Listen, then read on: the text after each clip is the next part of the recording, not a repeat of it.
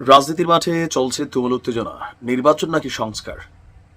এই মুহূর্তে ডক্টর মোহাম্মদ ইউনূসের বাংলাদেশের রাজনৈতিক দলগুলোর কাছ থেকে সমর্থন পাওয়ার ক্ষেত্রে এনসিপি আর কিছু অংশে জামাতের সমর্থন আছে, কিন্তু দেশটির সর্ববৃহত্তম রাজনৈতিক দল এই মুহূর্তে যারা সবচেয়ে বেশি ক্ষমতার কাছাকাছি আছেন বা ক্ষমতায় যাবেন, বিএনপির সাথে আভ্যন্তরীণ দ্বন্দ্ব যখন চরমে, তখনই ঠিক খবর হলো যে ডক্টর মোহাম্মদ ইউনূস তিনি যুক্তরাজ্য সফরে যাচ্ছেন। কিন্তু কেন হঠাৎ করে তিনি যুক্তরাজ্য সফরে যাচ্ছেন, এ নিয়ে বাংলাদেশের প্রথম সারির গণমাধ্যমগুলোতে বেশ কিছু নিবন্ধন ছাপা হয়েছে।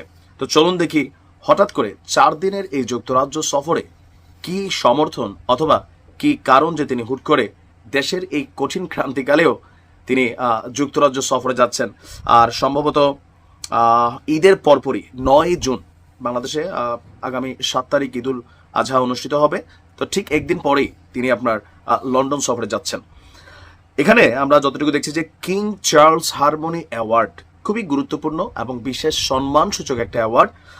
এই অ্যাওয়ার্ডটা গ্রহণ করতে যাচ্ছেন ডক্টর মোহাম্মদ ইউনূস। তবে শুধুমাত্র তাই না, এর পাশাপাশি যুক্তরাজ্য সরকারের সাথে আরও একটা বিশেষ বৈঠক আছে। বলা হয়েছে যে অধ্যাপক ইউনূসের এই সফরকে সরকারি সফর হিসেবে ঘোষণা করেছে যুক্তরাজ্য। তার এই সফরে বাংলাদেশের যে গণতান্ত্রিক উত্তরণ আছে, সেই গণতান্ত্রিক উত্তরণে যুক্তরাজ্য সরকারের সমর্থনের বিষয়টিও বিশেষ গুরুত্ব পাবে। সরকারি দায়িত্বশীল কর্মকর্তারা বলছেন যে 4 দিনের যুক্তরাজ্য সফরের সময় তিনি 12 জুন বাকিংহাম প্রাসাদে রাজা তৃতীয় চার্লসের সাথে দেখা করবেন।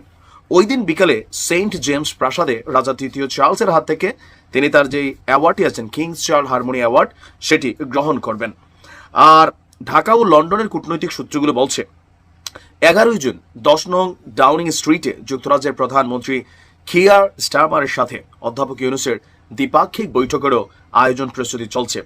পরিকল্পনা অনুযায়ী ওই বৈঠকটি হতে পারে ঘণ্টা খানেকের কাছাকাছি, যেখানে বাণিজ্য, বিনিয়োগ, উন্নয়ন, অংশীদারিত্ব সহ দ্বিপাক্ষীয় বিষয়গুলো নিয়ে আলোচনা আসবে। এছাড়া আওয়ামী লীগ সরকারের ঘনিষ্ঠ বেশ কিছু ব্যক্তির যুক্তরাজ্যে অবস্থানের প্রেক্ষাপটে পাচার হওয়া অর্থ বিষয়টিও আলোচনায় আসতে পারে। তবে সামগ্রিকভাবে বাংলাদেশের গণতান্ত্রিক উত্তরণে অন্তর্বর্তী সরকারের প্রতি যুক্তরাজ্য সরকারের সমর্থনের বিষয়টি এখানে বিশেষ গুরুত্ব পাবে। বিশেষ করে জুলাই আগস্টে ছাত্র জনতার অভ্যুত্থানের নৃশংসতার বিচার, সংস্কার এবং নির্বাচনের পরিক্রমায় এগিয়ে যাওয়ার উদ্যোগে যুক্তরাজ্যের সমর্থনের বিষয়টি আলোচনায় আসতে পারে। আর আমরা যদি দেখি যে এখানে খসড়া সূচি অনুযায়ী 13 জুন আবার পুনরায় ঢাকাতে ফেরার কথা রয়েছে ডক্টর মোহাম্মদ ইউনূসের। এই মুহূর্তে এই সফরগুলোর গুরুত্ব কতটুকু? গুরুত্ব অনেক। সর্বশেষ আপনি যখন জাপান গিয়েছেন, বাংলাদেশের দাতা রাষ্ট্রগুলো বা পাওয়ারফুল সুপার পাওয়ার যে সকল রাষ্ট্রকে বাংলাদেশ কাউন্ট করে, তাদের মধ্যে জাপান অন্যতম। জাপানের প্রধানমন্ত্রী তিনিও কিন্তু ডক্টর মোহাম্মদ ইউনূসের অন্তর্বর্তী সরকারকে সংস্কার, বিচার এবং নির্বাচন ধারাবাহিকভাবে এগুলোতে পূর্ণ সমর্থন জানিয়েছেন। এবার আছে যুক্তরাজ্য।